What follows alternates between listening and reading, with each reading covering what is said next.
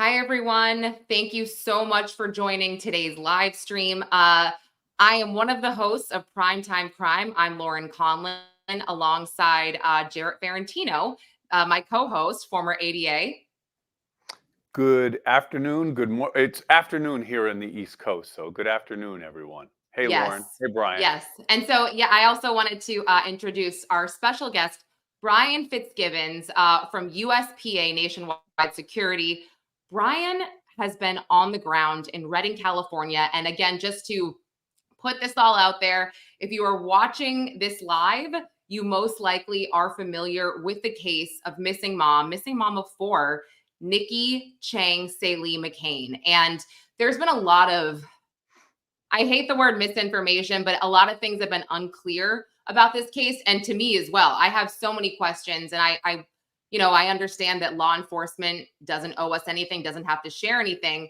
But I want to start with Brian because Brian was there. He was in Shasta County. He was searching. Brian, I want to say that you were working with law enforcement. But if you could just give us a rundown of what you did, what you uncovered, and can you clear anything up? I know before we started this, Jarrett had asked a really great question. Were Nikki and Tyler together at all? Were they living together? What was their relationship like? I mean, we know the night that she disappeared, she allegedly was leaving a hospital, driving her mother-in-law's vehicle back to her house, but we don't actually know that. We just know that her mother-in-law most likely has her vehicle. But if you could just, break it down for us. Yeah, thanks, Lauren and Jarrett, for having me on. Really appreciate that. And all great questions. We were on the ground with a team. We do have a persistent presence there in Shasta County that we can rely on to track down leads and information. And to give you a 1,000-foot view here, when we began working with Nikki's family, and that's who we're directly working with here, that's with Nikki's family to help them process all of this mountain of information that's coming their way. So, as we sit here today, we're coming up on 2 months since they last were in communication with Nikki, which is obviously tremendously stressful, tremendously heartbreaking in a number of ways. And it's important for us, from an investigative purpose, to get on the ground, to get with the family, to iron out details of those last communications, of timeline, of what led to that moment of that last communication received. And you just touched on it in your opening a little bit, but they were at the hospital. Nikki was last seen or was with members of Tyler's family. They had a family emergency that they were at the hospital. And there were communications that have been discussed on this show and a number of shows between Nikki and her family on the evening of May 17th into the early hours of May 18th. Now, that's where things certainly get confusing, right? The last text message that Nikki's sisters received from her was at 12:35 a.m. on the 18th, and she was stating that she was going to drive her mother-in-law's vehicle back to her.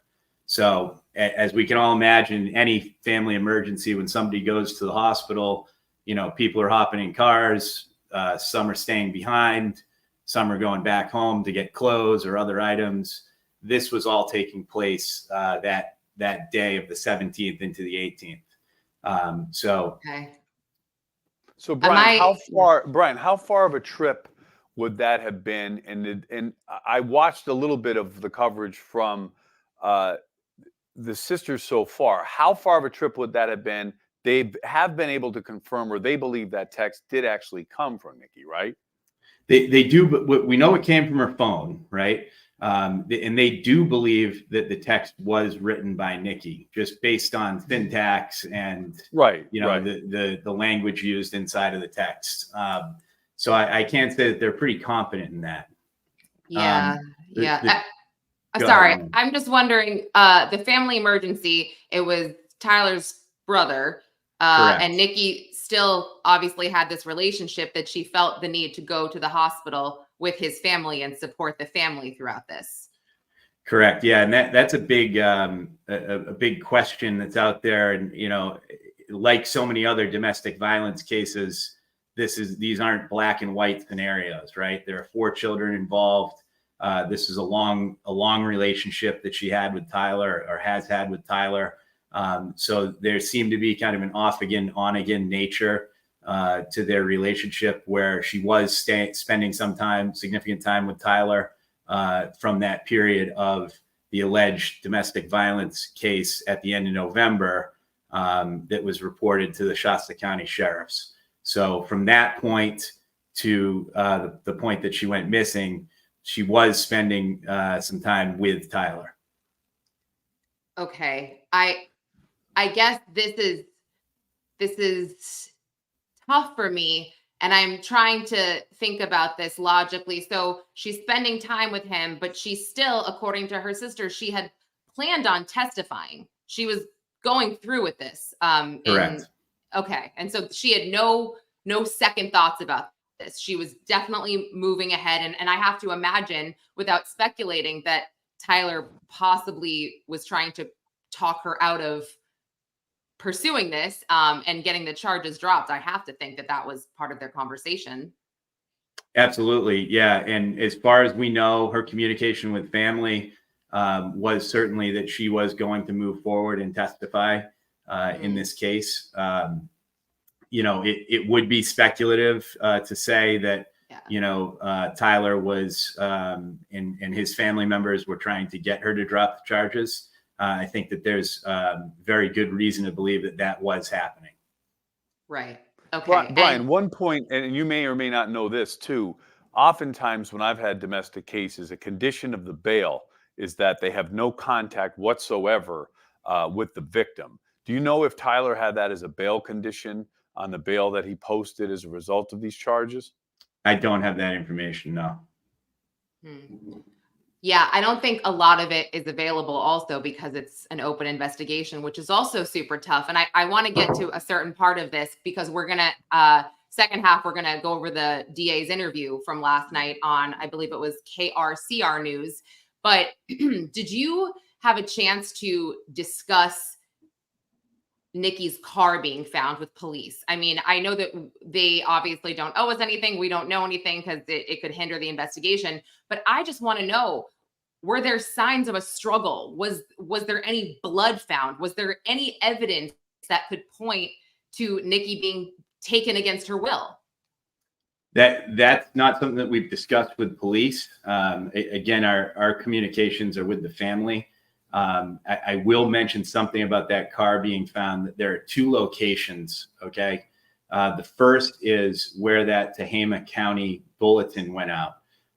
That was just off of Route 5 on Bowman Road, which was much closer to Route 5 than where the vehicle was actually found, which was maybe another 25, 30 minutes to the west, further down that road.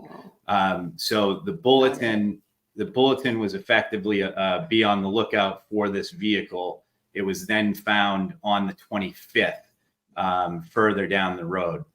Now, what does that mean? In relation to the case, having been to those sites, there's it all effectively looks the same once you get on Bowman Road. Okay, it's farmland, private properties, fenced-in yards, little pull-offs that you could ditch a car on. Okay. I know that it was a little bit unclear where exactly the car was located. And now when you were there, you were able to actually physically search. Did you guys have dogs? I mean, canines? Did you have, what did you guys have and how many people were with you and where were you able to search? Yeah, so that wasn't the nature of our visit okay. in this instance. Okay, so we did get to all the sites related to the case. And at this point, if you kind of take a step back and, our process, coming into this a month and a half into Nikki's disappearance, we have to look at all of this information that's coming to the family because they're effectively hubs of information, right? You have the Shasta County sheriffs who are actively investigating this case, by the way. There is a lot of misinformation out there that they're sweeping this under the rug and not doing anything, and that couldn't be farther from the truth. We believe that's that good they to are. hear, Brian. Yeah, I was going to say, That's everyone good that you should be get that so out happy. there. Yeah, and I think what makes this difficult in the second hub of information is the family, right? So they've got tips coming in all hours of the day and night on Facebook groups, on various social media platforms, email, text, that, given how emotionally charged everything is, those are very difficult to process. So what we do, especially this far away from the moment that you went missing, is we want to start collecting all of that information to properly analyze it that's come to the family. Right. So we're at the beginning stages of this as far as USPA goes, where we can take that and have our analysts review everything that's come in, right, to validate it against the known timeline that's either public or pieces of that timeline that have not been publicized. Right. And this is how we begin to vet that information for its veracity. Okay. Whoa. So I was going to just say to people in the chat, if you have questions for Brian and then for Jarrett, please just ask them and I'll get to them and I'll pin them. But Taryn just said, this is giving me, oops, wrong one. This is giving me Veronica Butler and Jillian Kelly vibes. Well, yeah, I totally get what you're saying. I don't know enough about the in-laws, Tyler's family, except for the fact that they are somewhat powerful because they are connected to the Redding Rancheria tribe. And I know that Tyler's aunt is the vice chair of that, and they seem to hold a lot of power in town. They're one of the 6 federally recognized tribes in the area, but they're not the largest. And I don't know this relationship with the in-laws. Do you have anything you can share from Nikki's family about, how they get along? Yeah, that's a tough question to answer. So what I can say is that, anybody who's been following this case can certainly comment that their behavior has been concerning. That there hasn't seemingly been a lot of assistance from Tyler's family to Nikki's family, or from Tyler himself. As we've seen that court video of him coming in, going into Shasta County Court in a very confrontational manner with Nikki's family. There's certainly a lot of information that they have about those last hours that Nikki was seen because they were with her. So I don't want to speculate on what they have or haven't said to law enforcement. I can say that they have not been particularly helpful to Nikki's family. That's a bummer. That's too bad. Oh my gosh. Brian, one of the things that we know that the last texts from that text we were talking about from Nikki to her sisters, that she was going to take her mother-in-law's car back to her mother-in-law's house. And some of the ambiguity that I've found was whether or not that it was confirmed she got there. Do you know if she in fact did reach her mother-in-law's house and had returned that vehicle? Obviously, if the vehicle's back, it would be consistent with her getting there. But that wasn't clear from the interviews that I'd seen. That you're absolutely right, Jarrett. That is not clear. Okay, so there are multiple stories or statements that have been made to Nikki's family about those last few hours and her movements. One was that she was taking, from Nikki herself, that she was going to take the SUV back to her mother-in-law's house. The second was that there was a friend that was a friend of Tyler's was going to pick her up and bring her back to her house after this went down. And then there was talk that she had Ubered from the mother's house back to her house. Now, what is the distance, Brian, between those 2 points? Nikki's home, and this would be Nikki's home with Tyler, and then the mother-in-law's house. Correct. So if you think about the 3 points, Mercy Hospital in Shasta County, right in Redding, And then the mother-in-law's house, which is in tribal housing, just past the Wind River Casino. And then the third point would be the Olinda Road residence that she was living with Tyler. All of these are within a 10-minute drive of each other. Okay. Okay, got it. I wanted to check with you just about, and you might not know, and you might not be able to discuss this, but did it come up at all with her family video footage? Have they asked Reading Rancheria for footage, in the surrounding areas? I know that it was discussed that they didn't or couldn't turn over the footage. Possibly they turned it over to law enforcement. We're just not sure. Yeah, that's a great point. So, if they've turned it over to law enforcement, we wouldn't know. Right. And we shouldn't know about that right now. Okay. Just to kind of put that out there into the space for everybody who's watching. Law enforcement's going to protect that information as part of an active investigation. I do know that it has not been provided to the family, and it was also not mentioned in their statement. So as you go on to the tribal property, you kind of turn in, there's one road in and one road out. Okay. So there's an access point. As you come in, the hotel and casino is on your right. As you drive straight ahead past the casino, there are security cameras along the way that would catch movement of an Uber, of the mother-in-law's SUV. Whether or not the quality would show who was inside the car, I couldn't tell you. But those pieces have not been disclosed to the family.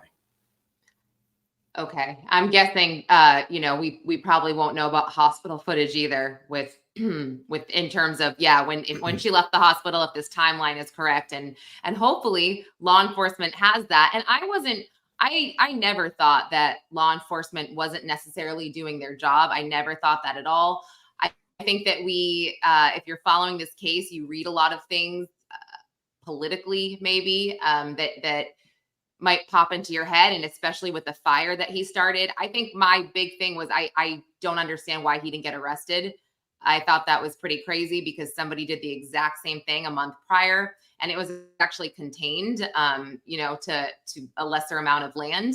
But I guess that sort of set off red flags. Does he have these connections? And I don't want to get too much into that because it could just be rumors and whatnot. But I think that was important to bring up. Absolutely. And I think to speak to the hospital real quick, you mentioned the potential footage there. There's quite a good video and security system at the hospital that we would have to assume law enforcement has access to confirm some of these timeline points. That's not something that the hospital would disclose to us or the family, but they certainly would disclose that to law enforcement. Now, when it comes to the speculation online, I can say in any of these missing persons cases that we work, especially something that's so emotionally charged to this, a beautiful young mother of 4 from an amazing family, this causes a lot of stress for the public. So they're looking for answers right now. And I can tell you that, the family is as well. I would say that I haven't seen anything to indicate that there's some greater conspiracy here between Shasta County and Tyler. To the opposite, I would say that, and I know we'll touch on it later, but, with both the DA's statements and the public actions that the Shasta County Sheriff's Department have taken, they are absolutely all over this case. Right, because they arrested him in the first place. And Sheila, is it problematic, the fact that it's on tribal land? Yes. And essentially the Reading Rancheria stated, we don't have tribal law enforcement. So I guess essentially you'd have to wait until the FBI is contacted. And then I guess, and you guys can correct me, then it's the jurisdiction just doesn't necessarily matter. They can do whatever they want. Well, there are a host of jurisdictional issues with a tribe and a reservation. So the fact that they don't have their own law enforcement could create issues, but federal authorities come in, and that will give law enforcement an opportunity, hopefully, to get a search going. Right now, they have been unable, as far as I know, Brian, unless that changed, to garner access to some of the Wind River properties or some of the property that's been designated a certain way that they want to search. Isn't that what's going on? Yeah. So there was a search allowed over a course of 2 days that the family and volunteers, local volunteers, were able to conduct. They conducted this search just north. So as I described, the casino entrance, that one road that comes in as you pass the casino, there's tribal housing, which are private properties that members of the tribe live in. To the north of that, there's a creek, okay, that runs, east to west. The family and the search parties did conduct a limited search in that area, the wooded area to the north of the casino and the tribal housing, up into that creek bed and towards the dam. There's a dam, as the river goes east to west, if you can imagine it, there's a dam. And at that point, that's the point that they stopped the search. So it was by no means extensive, but there was a search that was allowed to take place. But has there been a change, Brian, that there's access now being denied somewhere, or that has never been garnered? I mean, I thought there was reporting that they have been basically stopped from searching certain areas or lands because of the jurisdictional issues. Yeah, there was a lot of information out there that, search parties were being denied access. Now, I will say something, that the search took place right at the beginning of June. So this was a couple weeks into Nikki being missing. So, what led up to that and how many times, search parties had asked for access, I don't know. So whether or not, the tribe is cooperating with law enforcement, I would say I don't know. It does seem that they did open up access to this private search party to take place, though. Okay, I just want to pivot really quick, and I'm not toting any sort of conspiracy here at all that Tyler is protected, but I want to bring up, I guess, the relationship between the Redding Rancheria and Shasta County. And I did come across this, and Jarrett can speak to this, but there was a lawsuit against Shasta County that dropped, I believe, in February of 2024 over the Redding Rancheria agreement. So a new lawsuit against the county board was filed by a corporation formed in a way that shields the identity of those behind it. But it's the second time a lawsuit over a deal with the Redding Rancheria could impact the county's vote on its supervisor, Kevin Cry, I believe that's how you pronounce it. But they are basically claiming that the board's vote on a services agreement with the Redding Rancheria was illegal. So Jarrett, I don't know if you can speak to this a little bit and, kind of tell us what it's about. But I do know that clearly that casino makes this county a lot of money. Well, so you did a nice job of summarizing the lawsuit. I mean, basically, first of all, it's been brought by a corporation who was formed in a way that it can shield the individuals behind it. Okay. So the identity of the individuals that have pushed that particular lawsuit over the property remain unknown. However, in response to the lawsuit, the board is saying this is politically motivated. These are people that were against the maintenance agreement within the county. The bottom line is, and what relation this would have to the case at present is this. There have been infighting and fighting about access and service to that property that has been ongoing. It's gotten political. There are issues now with access and the jurisdictional interplay between that property and search parties and law enforcement. So it's clear that it has not always been a harmonious situation with regard to these properties and the government entities that are neighbors, essentially, in that property. So Lauren caught this lawsuit, and I think it's just worth noting that there have been political fighting and infighting on access to that property and then the maintenance agreement to that property, which has tremendous value, of course, to the county if they're maintaining the roads and the property that has value to them if those monies are now coming and paying for those services. So It's been politicized, it's been ongoing, and it's something that I think has made this case uniquely challenging. Also, Tyler's family is connected to that particular tribe. So it's all coming into some of the interplay between the parties here. What it ultimately means, and is it directly related to Nikki's case? It's not. It's just a little bit of history about the parties.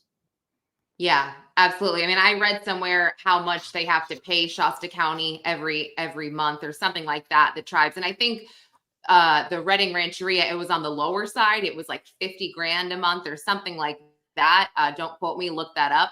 But I believe it was something around that mark. And again, it wasn't the most.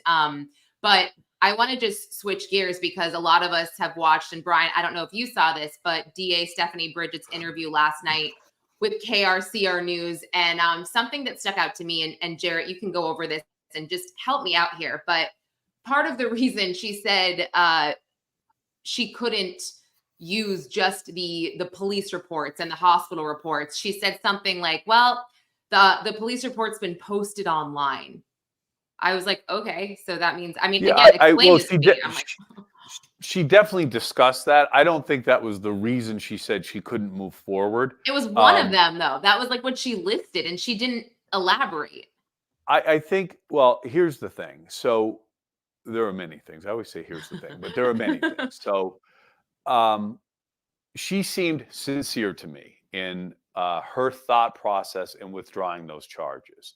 She went through some of, not all, of the reasons or the rationale you can use to get Nikki's statements in and circumvent any hearsay objection. So there are limited exceptions to hearsay, okay? And any of these exceptions, the law says, hey, there are certain statements a person can make at certain moments or in certain instances that guarantee their trustworthiness, whether the person's available or not. And those types of instances are dying declarations, which is something Nancy talked to both of you about and was asking about. Basically, on your deathbed, if you make a statement, you're not going to die with a lie, okay? A lie on your lips. That's kind of the way the law looks at this. Now, our viewers can look at that and say, hey, that's bullshit. I'm only telling you that's what the law is. A dying declaration could be admitted. So there are other statements that you could say Nikki's statements to law enforcement, okay, meet that exception, okay? And I don't have all the information, but one of the statements and clear exceptions to hearsay is a statement made in the course of medical treatment. It is believed most people, if they're looking to be better or treated, are not going to lie to their physician or to a nurse. So there are guarantees of trustworthiness in a statement made to a medical professional. That means statements she potentially made to her doctors while she was being treated for the injuries after the assault could be admissible and made around the hearsay objection. Doesn't mean it's the only thing that could come in. Doesn't mean it would carry the day. I'm just saying that's an exception that could have possibly worked here. The statement she made to law enforcement would not necessarily in and of themselves be admitted. However, how DAs and cases I've had get around that is we photograph the victim. We try to get, and even if that statement is recorded, one of the paramount rights we have is if you find yourself as a defendant, the ability to cross-examine a witness that's against you. So the statements that were made and made their way into a police report aren't necessarily an exception to hearsay. So what the DA is saying is she reviewed some of those statements. She's saying, I would rather withdraw this case without prejudice, have the right to rebring it if we find hopefully Nikki alive. Rather than go forward and run the risk of Tyler being acquitted because we don't have sufficient evidence to move forward. Now, many of you may be looking at this and say, a jury would never let him go. She said he did this. Again, I hear you, but there's the real world and what goes on in that courtroom. She's saying, I am not going to take a risk. Let him be acquitted. Okay, two things could be going on here. She could have been absented from this jurisdiction by compulsion, by force. God, I hope she's alive, but there's a chance she's not. Or she could have absented herself from the jurisdiction. I'm not saying that's what happened, but it's a reality. The bottom line is the DA is left with a case without a witness. And it's very difficult to Right. go forward in that context and risk him being acquitted. She can rebring this case over the next 3 years. And that's something worth protecting. And Jared, Okay. just to add to that, there was a piece that I believe the DA touched on, and you would be able to speak better to it than I would, but the timing of the report being made was, I believe it was 48 hours after the alleged domestic violence incident took place. So I think that was a piece that added to this as well.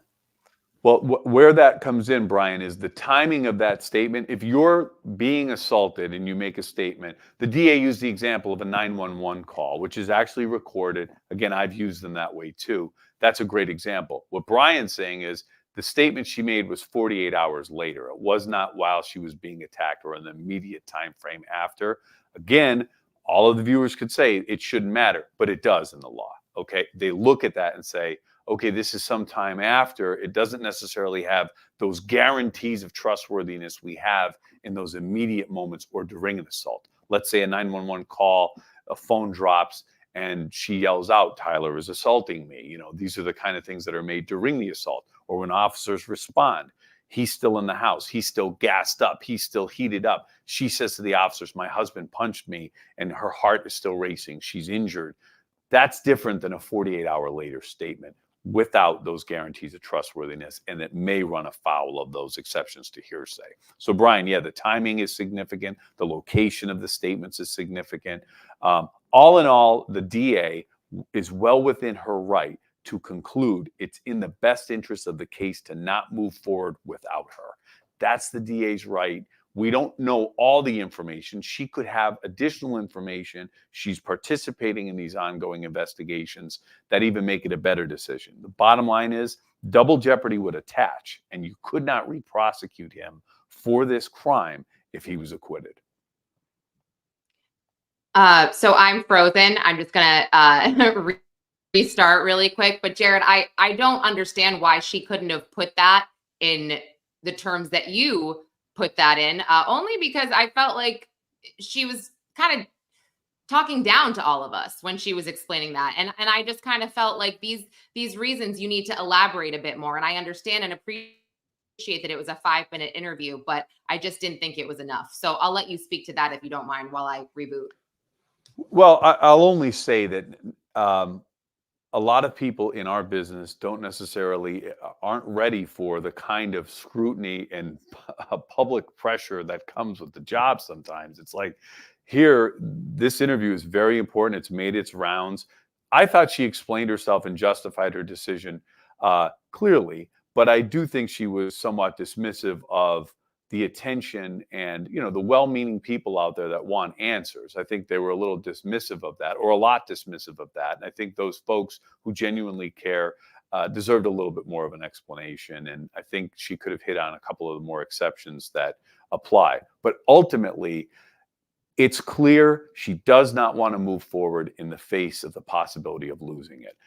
I don't doubt for a minute that she wants justice for Nikki for the assault, and she wants justice for Nikki for whatever led to her disappearance at this point. So I think she's well-meaning. Whether or not she's speaking in a manner that is acceptable to everyone is something you'll have to ask her. But yeah, no, it was. I felt like some of it was gaslighting, and maybe that was just me. But and that I didn't know that it was X many days later. I didn't know, but I also was thinking and just tell me if this is dumb, but could she have gone in there and kind of made it so it's like, look, we know what happened here. This is all the information that Nikki provided. These are the photos. This is the police report. This is the hospital records. And now she's missing.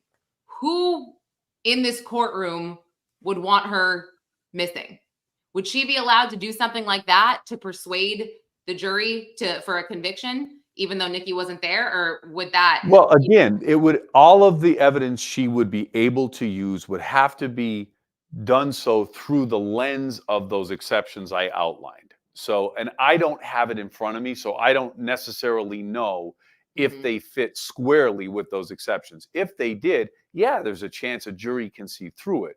But look, this isn't the Wind River Casino. We don't gamble on maybe when we don't know what happened to Nikki. She could be somewhere and come back later and say, I was willing to testify, you know, I was lost or whatever. And I'm only just creating these scenarios to say, this DA is saying, I've looked at everything. My team has reviewed this from a legal perspective. We do not feel that there's going to be a conviction. Now, would a jury be able to say, hey, we know what's going on here. This guy got rid of her in a way that she couldn't testify, put her on an island somewhere, or hurt her?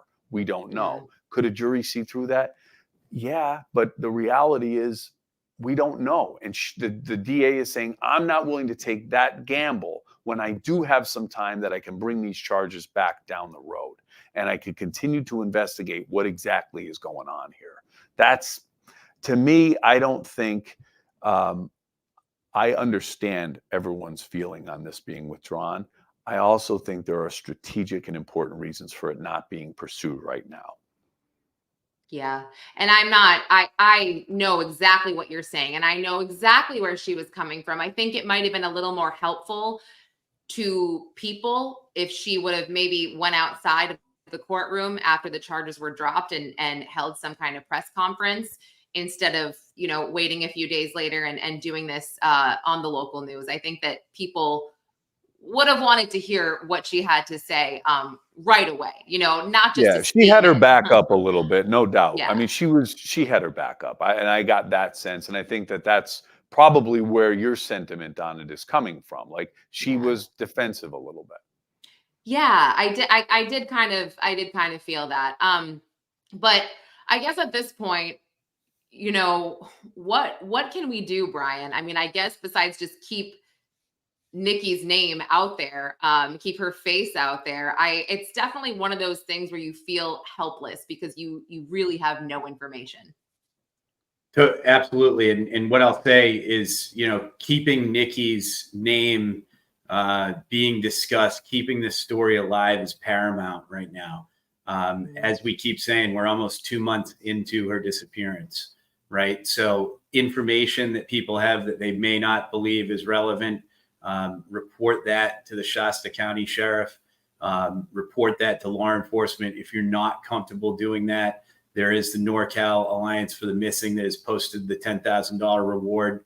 USPA and our nonprofit Kingsman are going to announce today another $10,000 reward on top of that to bring the reward money to a total of $20,000. There'll be a separate tip line there. If folks aren't comfortable reporting to somebody locally, they can send that report into us anonymously. These are the information coming from the public now to keep this alive. And I know that there's a lot of activity online. There are Facebook groups that have been formed to share information. All of that is important. Keeping Nikki's name front of mind here for anybody who might remember something, know something, we urge them to report that in. To not just make a Facebook post, but if you have something that's relevant, to first consider going directly to law enforcement with it. And if you're not comfortable with that for some reason, to please consider going to one of the outside groups like the NorCal Alliance for the Missing or through us as we post that tip line. And Brian, we'll put that contact info in our show notes too. It got a little broken up, I think, but we'll make sure that information is made available to our viewers. Excellent. Definitely. Yeah. And I have the number for the Shasta County Sheriff's Office below. And Taryn asked, is there a website or account dedicated to Nikki that we can share? There's not a website as of right now. There's just Facebook groups and Sinead, Legacy on X is great. Yes, I am Legacy. I'll also put her information in the episode notes as well because she has good info and it's vetted. And then Sinead, due to the fact that the search is on tribal land, has the search stopped? Are they searching elsewhere? That's Brian. I'm not really sure because, you know, law enforcement hasn't shared that. Did you see anything? Yes. Yeah, so you got to keep in mind, this is a vast area. Okay. So, you know, are there searches being conducted by law enforcement? I don't know. I don't want to speak to that.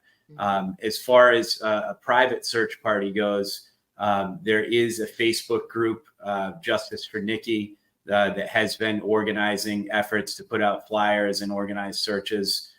Information will be shared inside of that Facebook group. And what I want people to keep in mind is, this isn't a scenario that, we're just going to organize a search party and walk down the road and look, right? There has to be some kind of information driving where or why to search there.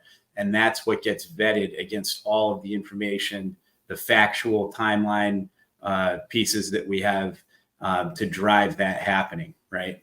Yeah, definitely. Definitely. Well, Brian, thank you so much. And you're amazing. Everything you're doing is so incredible. I really want to thank you for your time as well. And Jarrett, you're awesome. You're just so full of knowledge. Thank you, Lauren. And you're awesome. yeah, well, you're keeping me in check. Honestly, you really are. I'm keeping us out of court, Brian, and getting sued by someone. Exactly. Yeah, at least I try. Sometimes when we're live, I can't catch it before it falls, but I know the shit that flies Brian, out of my mouth. Brian, keep up the good work. I've been part of these kinds of cases, and certainly I'm sure you're familiar with the Brittany Drexel case, and people doing the kind of work that you're doing really are what keep everyone motivated, and the search for answers, and Nikki continues, and best of luck to you.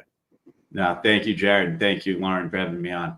Yeah, absolutely. All right. Thanks so much, guys. We'll keep you updated as best we can. Again, I'll put everything in the show notes, my Twitter, Jarrett's and Brian's as well as Legacy's, because hers is great. So, all right. Thank you all so much. Thanks.